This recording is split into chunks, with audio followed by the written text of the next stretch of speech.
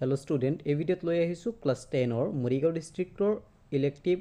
জিওগ্ৰাফিৰ প্ৰশ্ন কাকতখন ইয়াত থকা 1 নম্বৰীয়া কোৱেশ্চনসমূহ আলোচনা কৰিম এমসিকিউ খিনি আলোচনা কৰিম ভিডিওটো শেষলৈকে চাবা প্ৰথমবাৰৰ বাবে চেনেললৈ আহিলে চেনেলটো সাবস্ক্ৰাইব কৰি লোৱা তো ফাৰ্ষ্টত চোৱা 1 নম্বৰত আছে শুদ্ধ উত্তৰ বাছি উলিওৱা হিমবাহে উপত্যকা এটাৰ তলিত জমা হোৱা গ্ৰাবক কি বুলি কোৱা হয় প্ৰান্ত গ্ৰাব বুলি কোৱা হয়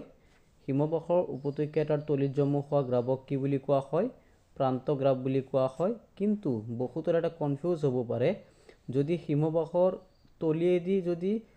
গ্ৰাব যদি আহে তাক ভূমিগ্ৰাব বুলি কোৱা হয় বাগৰি আহিলে তাক ভূমিগ্ৰাব বুলি কোৱা হয় জমা হোৱাৰ কথা যেহেতু কৈছে এটো প্ৰান্ত গ্ৰাব হ'ব তাৰপিছত তলৰ কোনটো ক্ষয়জনিত অৱয়ব হৈছে তলৰ অপচনবিলাক চোৱা ড্ৰামলিন হৈছে ড্ৰামলিন এস্কাৰ এইবোৰ হৈছে কি কেম এইবোৰ হৈছে কি ক্ষয়জনিত অৱয়ব তাৰপিছত দক্ষিণ আমেৰিকা মহাদেশৰ তৃণভূমি অঞ্চলক কি বুলি জনা যায় দক্ষিণ আমেৰিকা মহাদেশৰ তৃণভূমি অঞ্চলক পম্পাস বুলি জনা যায় কি বুলি জনা যায় পম্পাস অপচন 4 তাৰপিছত বায়ুমণ্ডলত সেউজ গৃহ গেছৰ অনুপাত কিমান বায়ুমণ্ডলত সেউজ গৃহ গেছৰ অনুপাত হৈছে অপচন 2 0.1% তলক দিয়া কোনবোৰ সেউজ গৃহ গেছ নহয় সেউজ গৃহ গেছ নোহোৱা গেছবিধ হৈছে সালফাৰ ডাই অক্সাইড আৰু বাকি গেছবিলাক কিন্তু গ্ৰীণ হাউস গেছ বুলি কোৱা হয় সেউজ গৃহ গেছ বুলি কোৱা হয় কংগো নদী অৱবাহিকা ক'ত অৱস্থিত আফ্ৰিকা মহাদেশত অৱস্থিত অপচন এ টো শুদ্ধ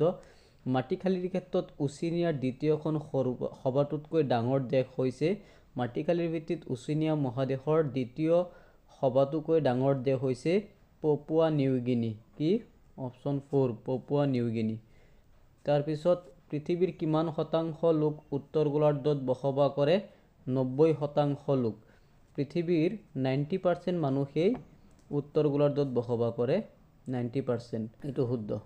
তাৰপিছত তলত দিয়াবোৰ কোনটো অজীৱীয় পৰিবেশৰ অন্তৰ্গত বুলি ক'লে ইয়াৰ গোটেই কেইটাকে বুজাই ওপৰৰ আটাই কেইটা কি হ'ব ওপৰৰ আটাই কেইটাই অজীৱীয় সম্পদৰ উদাহৰণ নেক্সট আছে পৃথিৱীৰ দেশসমূহৰ ভিতৰত মাটিকালি হিচাপে আমেৰিকা যুক্তৰাষ্ট্ৰৰ স্থান কিমান চতুৰ্থ মাটিকালি হিচাপে আমেৰিকা যুক্তৰাষ্ট্ৰৰ চতুৰ্থ স্থানত আছে তাৰপিছত 2 নম্বৰত আছে 1 নম্বৰীয়া 10টা প্ৰশ্ন এবাৰ তোমালোকে চাই লোৱা প্ৰাকৃতিক অঞ্চলৰ সংজ্ঞা ইনসেলবাৰ কি বতাহৰ এটা ক্ষয়িববন প্ৰক্ৰিয়া সমভূমি অঞ্চলৰ উদাহৰণ মৰুদ্যান উলমা উপত্যকা স্থলাকৃতি উচ্চ পাৰ্বত্য অঞ্চল নিৰ্বাণীকৰণ আমেৰিকা যুক্তৰাষ্ট্ৰৰ আপেলেচিয়ান উচ্চভূমি অঞ্চল তাৰপিছত 2 নম্বৰীয়া কোৱেশ্চন আহিছে 10টা এইকেইটা বাৰু তোমালোকে এবাৰ চাই লোৱা এইকেইটা হৈছে 2 নম্বৰীয়া কোৱেশ্চন 3 নম্বৰীয়া কোৱেশ্চন কেইটা হৈছে অপঘৰ্ষণ কি ইয়াৰ ফলত কি ধৰণৰ অৱয়ৱৰ সৃষ্টি হয় বালিয়াৰি কি ইয়াৰ সৃষ্টি কেনেকৈ হয় ইজি কোৱেশ্চন যদি যিবিলাক ডিস্ট্ৰিক্টৰ পৰীক্ষা এতিয়ালৈকে হোৱা নাই সেই ডিস্ট্ৰিক্টবিলাকতো এই কোৱেশ্চনবিলাক আহিব পাৰে 6 নম্বৰত আছে মানৱ গোষ্ঠীৰ সন্মুখীন হোৱা 3টা পৰিবেশৰ সমস্যা সমাধানৰ কাৰণে মানুহে কেনে ধৰণৰ পদক্ষেপ ল'ব পাৰে পৰিবেশৰ উপাদান বুলিলে কি বুজা জীৱীয় আৰু অজীৱীয় উপাদানৰ অৰ্থ লিখা পৰিবেশৰ ভাৰসাম্য অৱস্থা এনেকৈ 3 নম্বৰীয়া কোৱেশ্চনবিলাক এবাৰ তোমালোকে চাই লোৱা মৰমৰ ছাত্ৰ ছাত্ৰীসকল